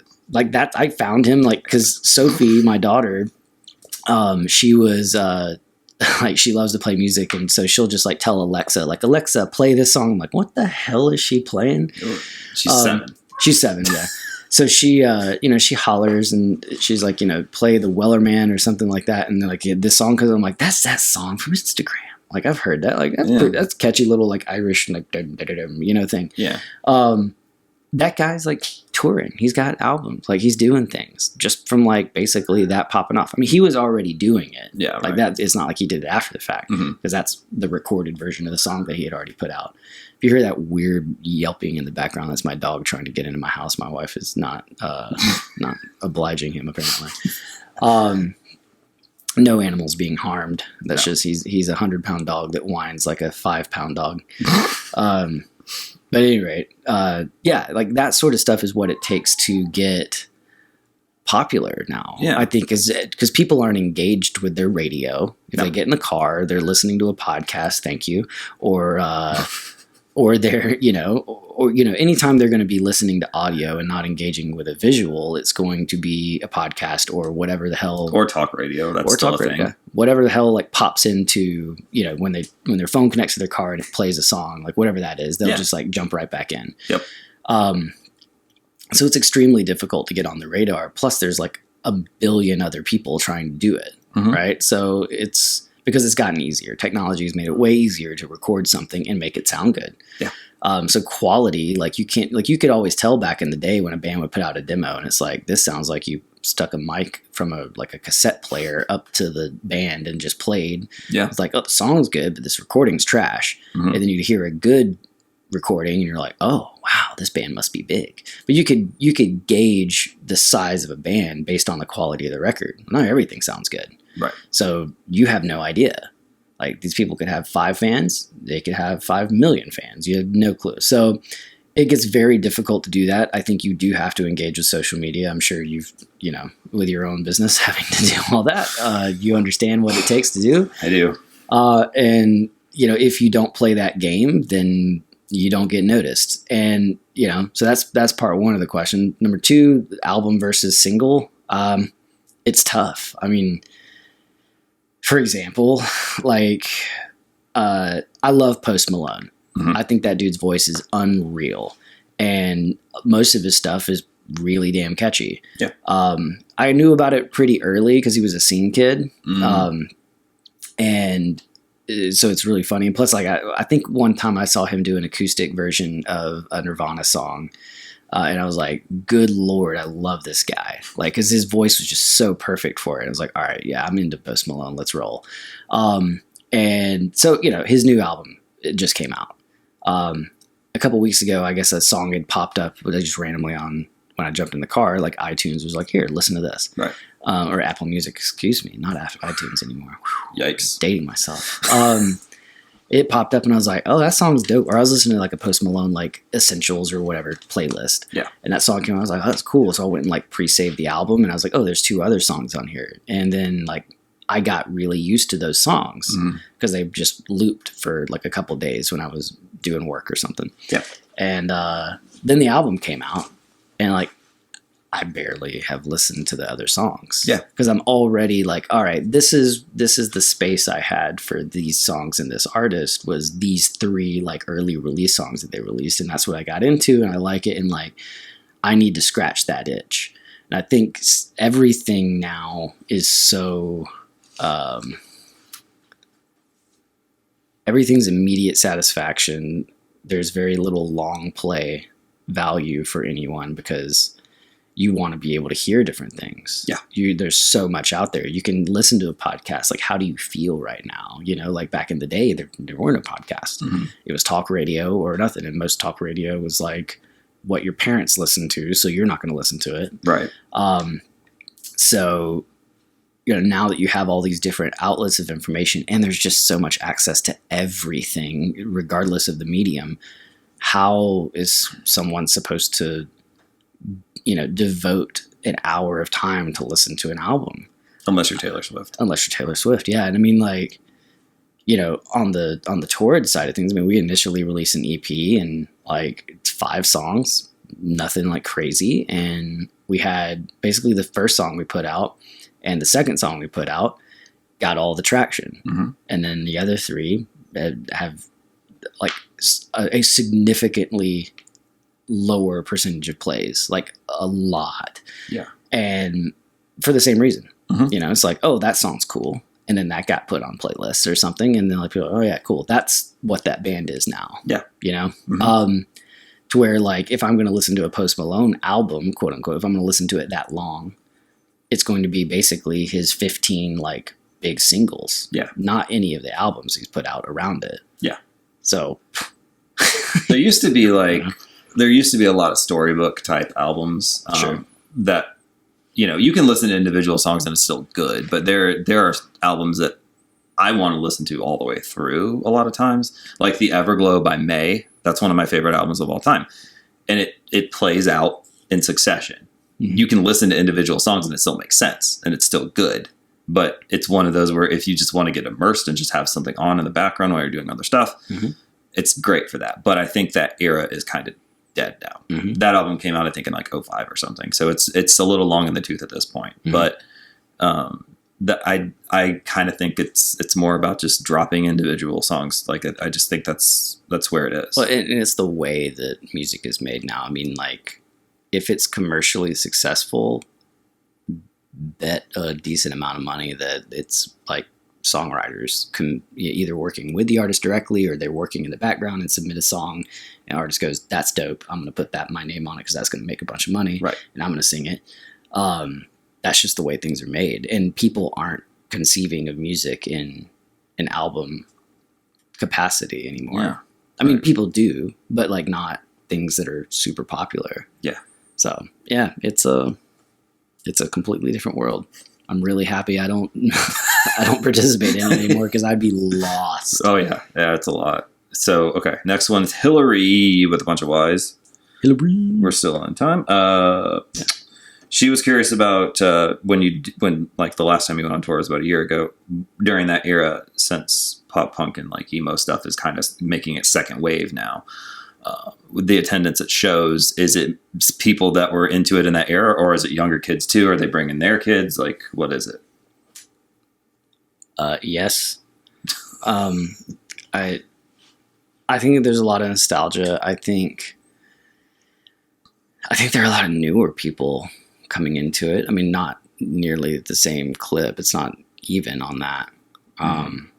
But they like, I mean, I shudder at the thought. People are like, "Oh yeah, MGK saved pop punk." I'm like, I want to hit you in the face. No. Nah. But I mean, MGK, Olivia Rodrigo, like Halsey even has like some borderline like pop punk stuff now. They were all fans of it, right? Yeah, they were kids when that was out. So like now they're artists and they want to bring their influences back. It's like, okay. Yeah, right. Like if it brings a spotlight and like helps some people that I know, like be able, and hell, even our band, if it happens, but if it helps anybody get a little, something extra mileage out of albums that are decades old at this point, like hell yeah, like bring them on. Because it's like people like discovering the Beatles. Not by the way, disclaimer, not equating pop punk with the Beatles. Just saying like people going back and like, discovering that now, like kids who like, you see them wearing Nirvana shirts and you're like, name one song. Oh, yeah, like, In Utero is my favorite album. You're like, okay, all right. Like people are legitimately like, they know about it. And you're just like, well, God, you think it's, something, like tongue in cheek, like, oh, it's just cool to have a Nirvana shirt. But it's like, no, like that's 30 years old. Like, God, that's the same as when I got into the Beatles. Like when I was like, oh, this is from the 60s. This is old. Like it's classic rock. Like Zeppelin. Grunge is classic rock now. Right. Like, fuck. The first Foo Fighters album was classic rock. Yeah. So like those kids, high school kids getting into classic rock, it's the same difference of, when we were in high school, people wearing Zeppelin shirts. Yeah. Same thing. I'm like, oh God, I'm just that old. It was at my school, it was the Doors. Everybody had a Morrison shirt. God, I hate the Doors. Jim Morrison is the most overrated singer of all time. Fight me. Yeah. I don't care. That guy sucks. Oh, that's fair. Print it. Okay.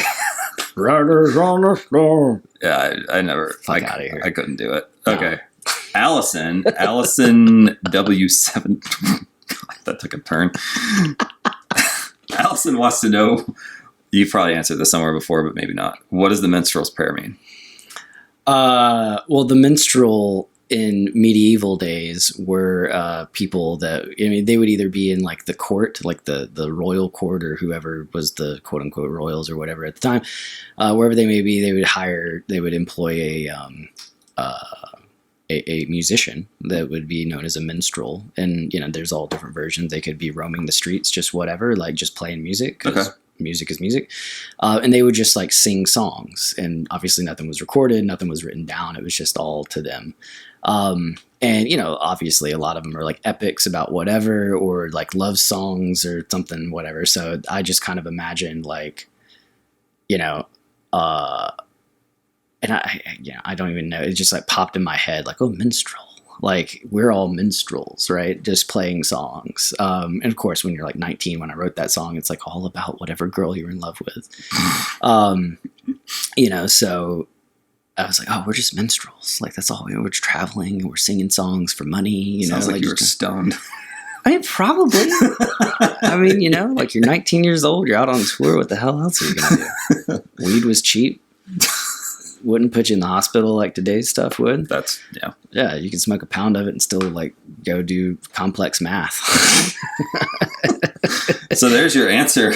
Yeah, well, yeah, that's what the minstrel is. So I mean, it was basically just imagining like myself or whoever as a musician writer to be singing songs, and the prayer, I guess, is just like, you know, I hope she loves me too, sort of thing. Just that sappy, like borderline emo thing.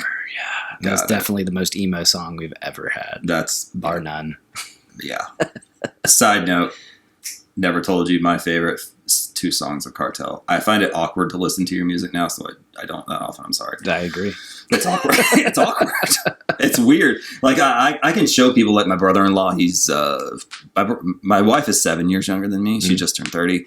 Her youngest brother is 7 years younger than her, so I got 14 years on him. So I have introduced him to some music over time, and including yours.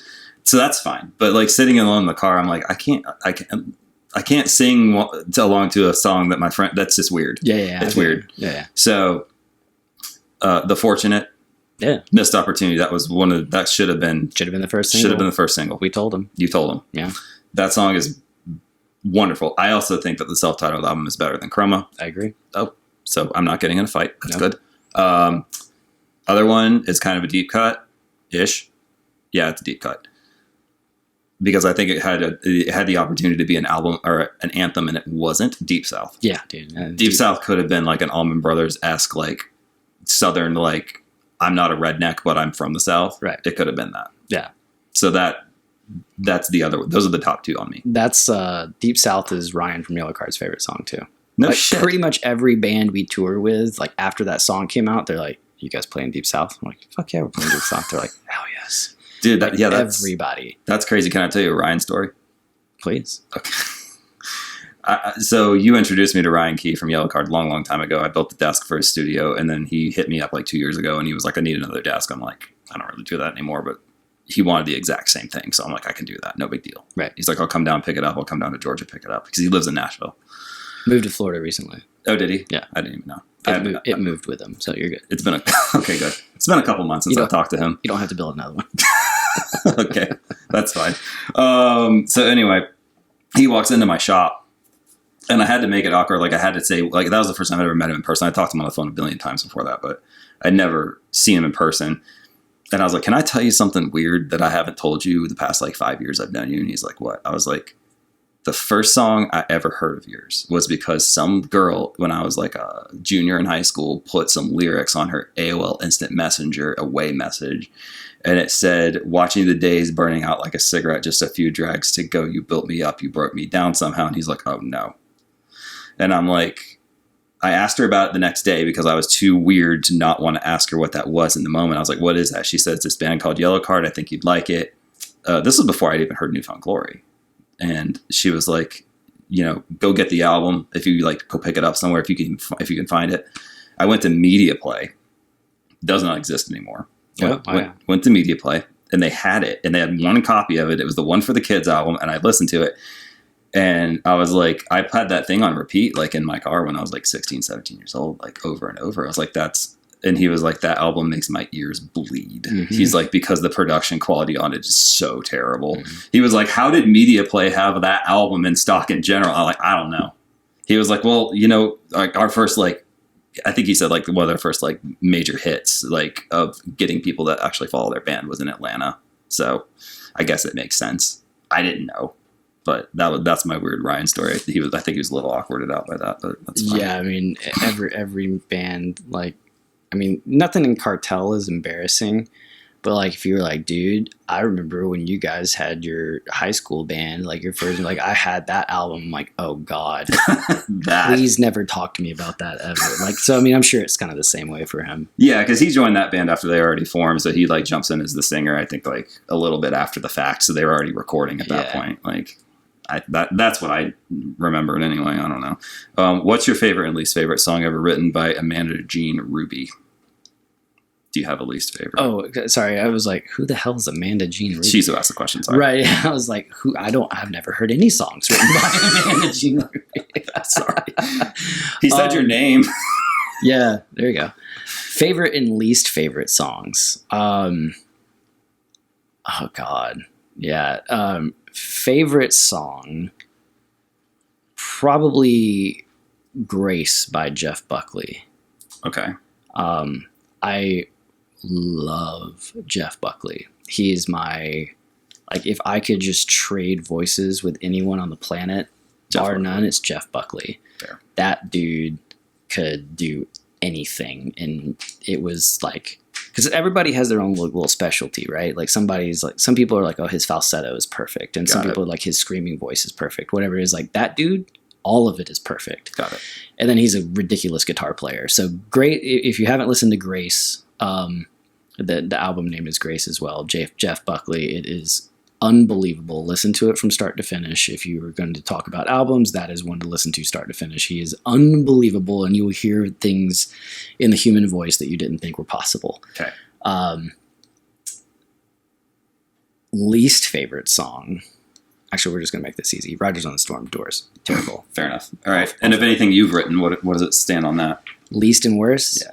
Or favorite, yeah, whatever, you know what I'm saying. All right. Favorite song, well, least favorite song. Would have to say... Can you? So there's no, like, you know, I can't pick a least favorite child, you know what I mean? Yeah. Like, because we wouldn't have put it on record if we didn't like it. Yeah. But I will say my least favorite to play is Honestly, because we've played it so many damn times. That's a good take. Yeah. And just, you know, people are like, oh, dude, that song Honestly. I'm like, cool. You hear anything else? Or is it just Honestly right on? I mean, and, you know, there's no hate on that. It's just like you hear it so much, you're like, let me guess, Honestly. And then the next one, Say Anything. Yeah, I mean, that song, I mean, there's some of it stuff is like, you know, if I wrote a song now, I'm not going to say baby in a song anymore. No. Right? But like, got to start an album with Baby Don't Follow. And you're like, God. Yeah. So now live, I've started just like cold opening with fucking Baby Don't Follow. If you've seen Old School, the wedding band that just drops fucking everything. Yeah. That's basically the joke we do now. And like, it's just pretty funny. So that would do that. And most favorite, honestly, like just because of the scope and how it turned out, like just all the surrounding, like when I think about the song, like when I listen to the song, it brings back like memories of writing it and how it got done, right? Recording, Q&A. But that's Kevin's least favorite to play, you told me. Because it's very monotonous. Because it's just boom, boom, boom.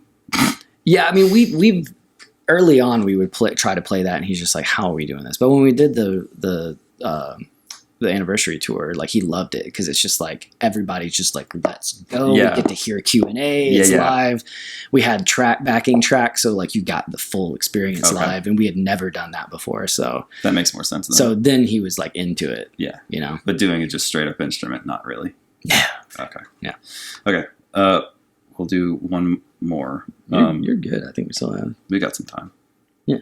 We'll do one more question. This is leaning on the end of, hold on. I got to bring it up. I'm not quite prepared enough here. All good, bro.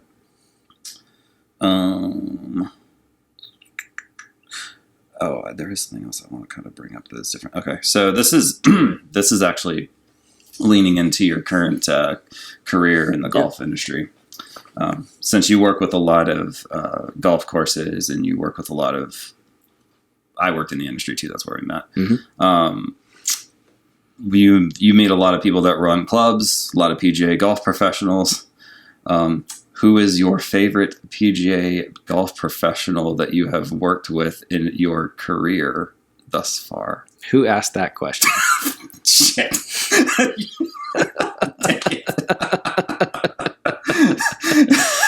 And ask him if he's ever won money at a pro-am with the person that he says. I was like, that's way too pointed. Of course, it's Chris Murato. Duh. Yeah, I put a gotcha in there. I'm sorry. The pro formerly known as Janice. Yeah, right. Yeah. Yeah, that's a mutual friend of ours. He, Chris and I worked under Chris at the club where Will and I first met 15 years ago, and we're still all friends. So he, we reconnected at the most random times. He used to do some stuff for me in my shop, actually, just because he was like, I'm bored at night now, like the kids are asleep, whatever. So he used to come hang out at my house and like help me do woodworking. Yeah. But he did that for a little while. Did you mention that you guys lived like basically next door to each other? Yeah. Yeah, we lived basically next door. He moved though. Yeah. He moved away a little bit further away, but yeah, we pretty much lived next door to each other. I moved in 2008. I think he bought his house like 8 months later or something. Like I'm still in that neighborhood. It's still weird to be in that neighborhood. Strange, but yeah, we're all connected together. Yeah, he called me up the other night at like 10 o'clock on like a Monday, and he was like, "My car broke down like right outside your house. Can you give me a ride home?" And I'm like, "Yeah, sure." Like I was already like getting ready to go to bed. Like he barely pulled out of the course. Yeah, that's what happened. Like he pulls out of the golf course because he was working late at night doing like inventory or something because they're closed on Mondays. Yeah. And he like took a left and like the axle in the front of his car snapped, and he's like, "I'm waiting for the tow truck, but it's going to be like an hour and a half." Oh my God. Yeah, like at the liquor store across the street, it like broke down like in that driveway. Oh God. Yeah. So he was like, "What do I do?" I was like, "Oh, like try to call a different tow company, see if they can get you out." And then he ended up like hiding the key, and we just left the car there. Wow. And I took him home. So yeah, the most random stuff. It's like, "Yeah, I'm right here. Like I need some help." I'm like, "Cool, let's go." Yeah. Oh, and then he was kind of pissed off because I told him that you were going to do the podcast, and he's like, "I'm not going to let him be on it before I am, but you beat him to it." So now you got another thing on him. Got to make time, Chris. Got to make time for your friends, Chris. Yeah. Okay. So one more thing that I just have to. You did that live show at Tree Sound, which is that where you recorded Chroma? Mm-hmm. Okay. That was that 2021 or 22? I don't even remember. It was 21. 21. September 21. They did a live show, and this dude apparently reposted on YouTube because I guess your production doesn't do that. But I got to read you some of the comments on this video. Okay. Then you just react to that. This guy writes a comment on the YouTube video. I don't remember which song this is. But he was like, "I just came to say I grew up listening to hip hop music, but the song was on Madden when I was a kid, and I thought it was the dopest song, and the guitar riff was so dope." What, is that honestly or say That's anything? say anything. That's else. say anything. Yeah. Okay. But sitting here at 29 in my apartment, I randomly sang, "I know it's never good enough, and I came here to find this song. I hope you all are doing well, and everyone who is listening to this is a teenager. I hope you didn't follow their lead. I hope you stopped getting up for the letdown. Keep going." That was, and then there's some really good ones. Like I was just flipping through it, just looking around. And this one is on that same video. It says, "His voice is still on point," and someone replied to it, said absolutely, and it got 28 likes. There you go. And then Still got it. And then this other person, "His voice has and always will be capital perfect. Okay. Even though it's different now, it still sounds incredible. The most underrated band, I swear. Chroma is a masterpiece. By the way, Will is still a babe." Oh, wow. What do you know? That is Emo Kid, Emo Kim. Okay. I don't know these people. And then this other guy, Ramon Smith, said he has probably the most polished voice in pop punk. Okay. So I'm trying to give you a little bit of, not that you need it, but just a little positive affirmation. Because when I was just flipping through around there, I was like, that's some positive stuff that he's probably not going to see. True. So I'm like, I may as well share that a little bit with him, Yeah, I think that's honestly what is honestly the I would say the part about our band that was the most different was that my voice was more of a pop voice than it was a punk voice. Yep. But it's also the thing that held us back the most. Because I think we were a rock band. If you just turn the vocals off and listen to the band, it's rock music. Our lead guitar player is one of the best guitarists of all time. Fight me, full stop. Yeah, Joseph's pretty. He's unbelievable. And so, from a rock standpoint, absolutely a rock band. We all grew up on rock bands. Especially if you listen to our second record, that's a damn rock album. And Cycles too. Listen to Deep South. Tell me we're not a rock band. I know. But I didn't have the yeah. Yeah, I can do that, but I don't. And so, that straight up, that's why we didn't get played on 99X. Leslie's like, "You have a Star 94 voice. in a 99X band. And that's not bad, but that's different. It's different. It's entirely different. So I mean, I think if we had pulled the music down to like more like Third Eye Blind. Oh yeah. You know, who Joseph works for now, right? Joseph, yeah, he works for now. Full circle. If we had pulled it back to that, you can be on Star 94 and 99X. Yeah, you can. Right? Because like it syncs up a little bit better. Weezer did it. Yeah, exactly. So I think we just sort of sat in this little niche that didn't really have a space anywhere. I'm actually like surprised that we had the success we did commercially because of that. Because we didn't really we didn't like live anywhere. Right. Because like, you know, all the other bands we were contemporaries of were on the rock channel, you know, in the cities that we were going to, but we were on the pop station. Yeah. So it got a little different. And plus we kind of like bridged the gap between like Newfound Glory and Fall Out Boy into like Boys Like Girls and We the Kings. So, I mean, they were all on the pop stations. They weren't on the rock stations because the rock stations were dying at that point. Oh yeah, absolutely. So yeah, it's funny to like, when you hear that, it's like, cool, I appreciate it. Like, yeah, I worked hard and I practiced a lot and like I take pride in that. Mm-hmm. But yeah, right. It's also the thing that probably held us back the most. Yeah, that's just how it is, though. I mean, that's the key. You just got to suck just the right amount. Yeah, you can't be too good. You can't be too good at anything. Yeah, I know that too. Nobody likes it. That's how it is with me too. And then also the guy that put that video up, this guy wrote a comment. He said, "Please upload the whole show." And then he wrote back. This is a year ago, and he writes, "Whole show has been uploaded." And then he gets another reply. "Is it just me or was it taken down? I remember watching this as a live version." And the guy who uploaded it was giving all the praises. Like, unfortunately, Cartel themselves hit me with a copyright claim and yanked it all down. I don't know, man. I think we put it up on our YouTube channel or something. Yeah, that's fair. I don't know what's going on. Again, dude, like that's not your avenue. Yeah, some people are like, dude, they're doing this. I'm like, who gives a shit? Like, we make nothing. Like, why do you care? That was just a for fun show. Yeah. Well, yeah, I mean, we did it for, we were going to do like a Patreon type thing. Okay. Called Pillar. But I remember hearing that. Yeah, most people just that was the launch of it. Yeah. But people basically just logged on and signed up just to watch that. And that was it. And then we had a whole bunch of content like sort of planned out, but then we're like, wait, we got like 4 subscribers that stuck around and even like looked at the Pillar. And I mean, no one could blame them. It's like in the middle of the pandemic, like it's rough. Yeah, So it's rough. I was like, yeah, let's not do that. So we do have a whole lot of content just sort of laying around, like ideas anyway. We haven't actually produced anything. Yeah, it's like you said. I saw you left a comment on your. I think it was the band's Instagram years ago, and I just, like I said, my memory is really good. So I'm kicking this around. Someone said like, "When are you going to release a new album?" And then it had to have been you. You were like, "If it's forced, you don't want it." Right. And that, just with all your content, you have it whenever that moment is. That's when it goes out.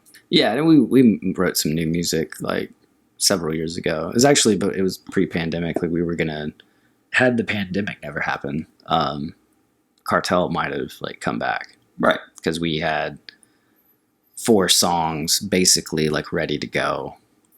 Joseph and I had been working on them a lot. We recorded them, so like they were in the can. Like 2 of the songs came out last year with Dashboard and all that. Right. We got 2 others that are just sitting there, and they're like honestly 2 of the best songs we've written. They're fucking awesome. So hopefully we'll finish them at some point.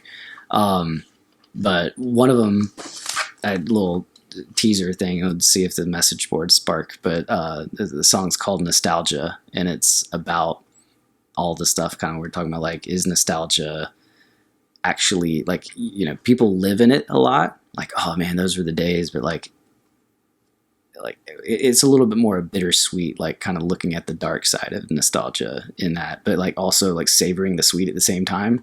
It's one of the coolest songs we've done, and the ending is like one of the heaviest pieces of music we've ever put out. Ooh. It's badass. I love the song. Actually, it makes me want to put it out, but I'm like, we're not quite done with it yet, so maybe we'll finish that.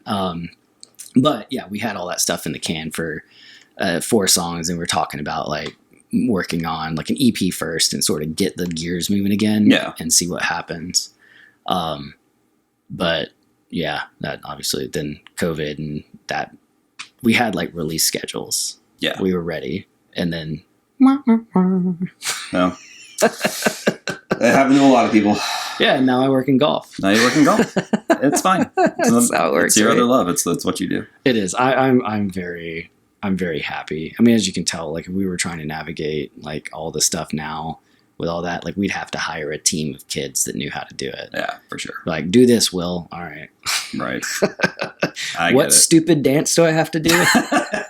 Lip sync to what? Exactly. Well, that's a good place to end it. So thanks for coming on. Of course. And we're going to do some bonus content. He's going to ask me a question right after this, but you don't get to hear that. So bonus content. So, all right. Say goodbye, Will. Bye, Will. No, seriously, bye. Thanks for having me on. I appreciate it. No worries. Happy. Thanks for coming on. It was a long time in the making. We finally got to do it. So, All right. I do that. So put a track mark in it. Why am I telling you? You know this shit. What's your question, Will? So, Mr. Silvers, my question is, and it's not even necessarily personal for you. I'm sure there's a little bit of it in there, but so I bought a piece from you that is a guitar-shaped crystal holder. Yeah, it's got a mirror in it. Yep, and you sent some crystals with it. Right. And I don't know the first fucking thing about crystals. It's in our office right now.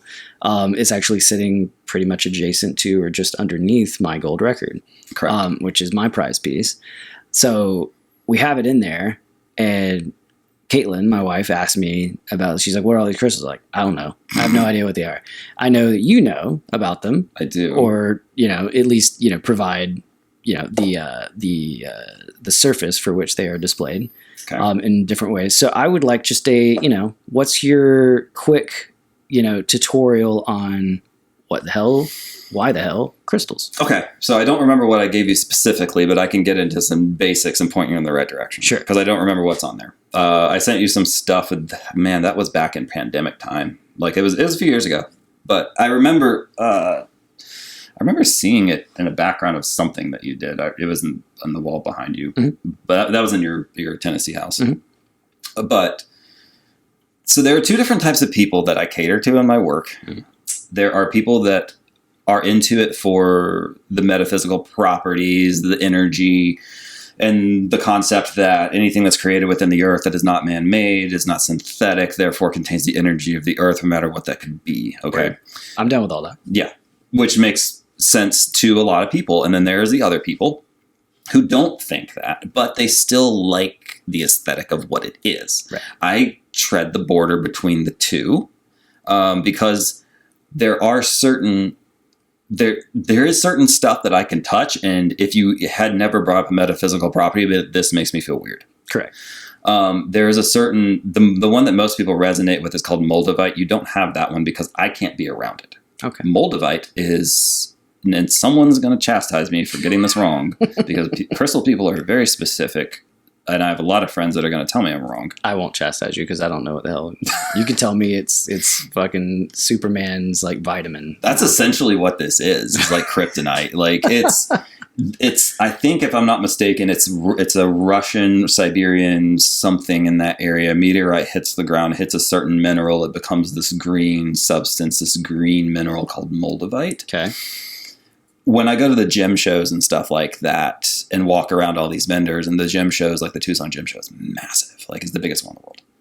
You could walk by people who have booths set up that are from that area that are selling little tiny pieces of Moldavite about the size of a dime. Not weed dime, a physical dime coin. I can't walk very close to those booths. They make my head do weird things. Ooh.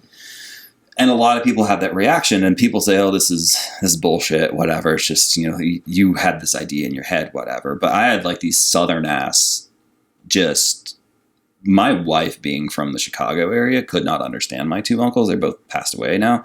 But like they were southern, like if you want to say deep south, that was them. Come on, Barney, something like that. Yeah, with a little bit of spittle with the tobacco juice. Sure, of course. That whole thing. Yeah. Fresh chaw. Yeah. I brought him a piece of Moldavite because I did have one at one point, which I have since lost, which is probably a good thing. And I just like handed it to him. Like, what do you think of this rock? And he's like, it feels funny. It feels like it's warm. And I'm like, he's like, was it in the car? I'm like, no. And he's like, it feels warm. Like, it feels like it's like radiating something. And so my other uncle picks it up and he says the same thing. And he was like, this is just like something like, what is this? Like, is this some kind of weird thing like from the internet? And I'm like, no, it's actually like a mineral from like Siberia. Right. Yeah, like it's from other places. Like, so they felt something out of it. So that's when I'm like, you can't sit there and tell me this is bullshit. Right. Because there is something else to it. Yeah. It's like when you lick a battery. Yeah. See? There you go. Yeah.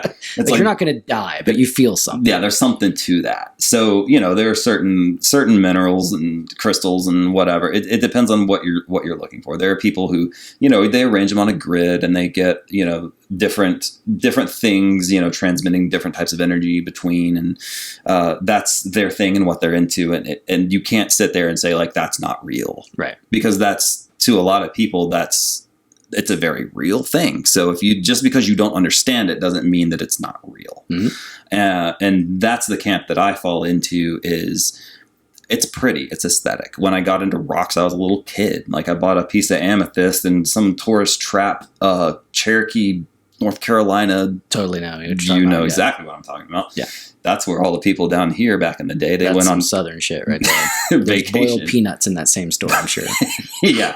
Boiled peanuts and crappy Native American knockoff stuff from other countries. Yes. Like that was all these little roadside stands. That's where you stopped on your way to like Gatlinburg and Pigeon Forge. Here's a traditional Indian headdress made in China. Exactly. That's the kind of stuff. But I got my first little crystal, I still have it. I got it from there. So that was like, it was an important part of like me getting into that, and so I always loved pretty rocks and pretty things. And it wasn't actually until I handled a piece of moldavite back in like 2014 or whatever, I was like, okay, so this isn't just aesthetic and I get it now. Like I understand it now. And so being around and immersed in like a lot of like, it's like you say, the people that you were connected with in your industry back then, now it's, now you're connected to golf pros, you're connected to everybody in the industry and then you're connected to other bands that were kind of in the same world. I'm connected to a lot of people that make intentional jewelry and sell intentional rocks and crystals and things like that make sense to them. And I think there is a better energy in my house because we have so much of this like laying around. Like my collection now is enormous. And I always carry some in my pocket. I don't even know if I should have it in my pocket right now, or it didn't make it in there. No, here it is. Yeah. That's a piece of lapis. Good. That's a piece of lapis, and I carry that in my pocket all the time. Why? I don't know. It's always in there. There's something about that gives me comfort. So you can say as much as you want to, like, tell me individually like what this crystal does, and there are answers for that. But to different people, I think it means different things. There's kind of a set of rules, but there's not. Some people just have more of like a draw to certain types of things. I'm drawn to amethyst mostly. It's my birthstone. It's the first rock I knew anything about. It's just, there's something about amethyst, and that's the most of what I have in my collection is stuff like that. It's amethyst. But I have rose quartz. I have, regular clear quartz. I've got all kinds of stuff in my collection. Well, I think that's like I'm doing some fake science here. Just like, I'm going to put this down and see if I feel any different bringing it back. There's a little comfort thing there. It's like a little, yeah, right. It's like people with fidget spinners or whatever. Like you need something tactile in your hand. Yeah. I also carry a Zippo, but I don't smoke. Right. Just to click it around. Like that's in my pocket all the time is this beat up Zippo, and you can literally hear it just. Do you light it ever? Is it empty? No. Yeah, you got it. Yeah, there you go. Just for a little something. A little fidget to have in the pocket. I feel you. And it plays along with that. So to me, that's where that stuff lies with me. It's as much aesthetic as it is like there's something comforting about it to me, whether or not the metaphysical property of the mineral itself means anything to me. Right.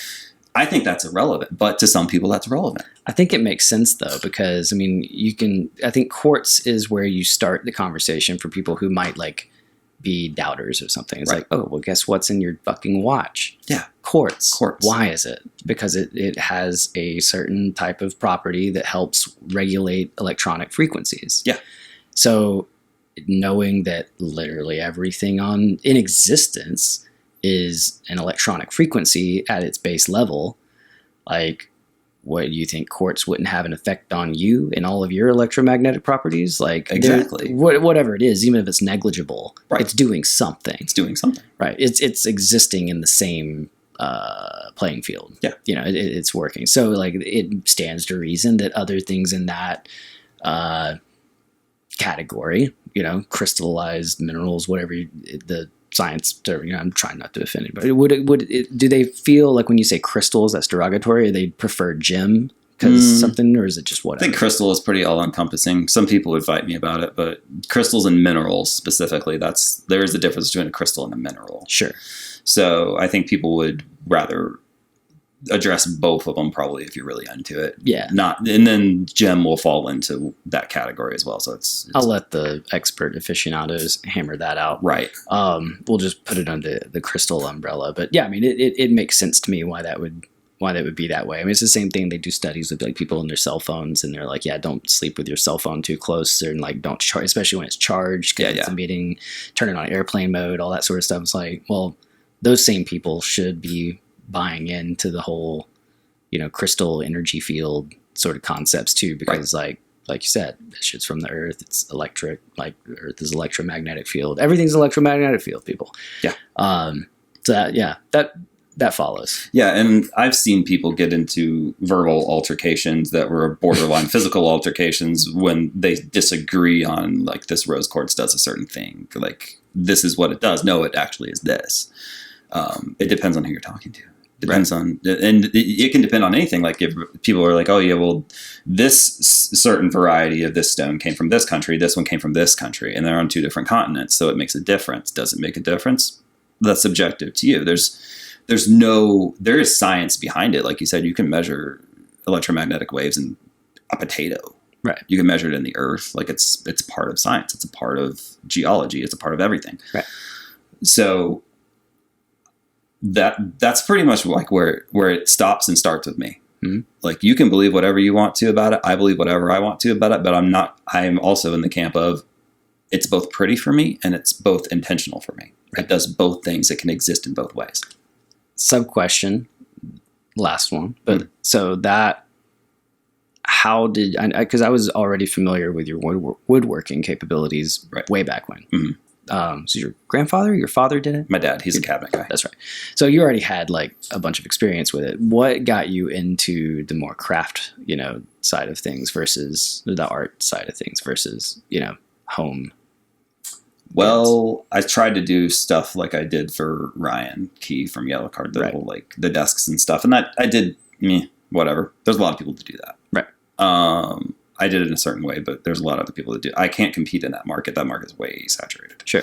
But did the crystal thing, how did you fall into that side? Because a friend of mine who actually lived somewhat local, she had a crystal business where she made jewelry and stuff. Mm-hmm. And then I was struggling and trying to figure it out and not making enough money to survive. And she's like, why don't you make shelving to put rocks on? And I'm like, well, I've collected rocks and crystals and things since I was a kid. Like, is there a market for that? Gotcha. And she was like, well, there's one other person that does something. Don't step on her toes and see what happens. And then I became the triangle guy. And I was like, I don't want to be the triangle guy. Like, you don't want to be just known as Will from Cartel. Right.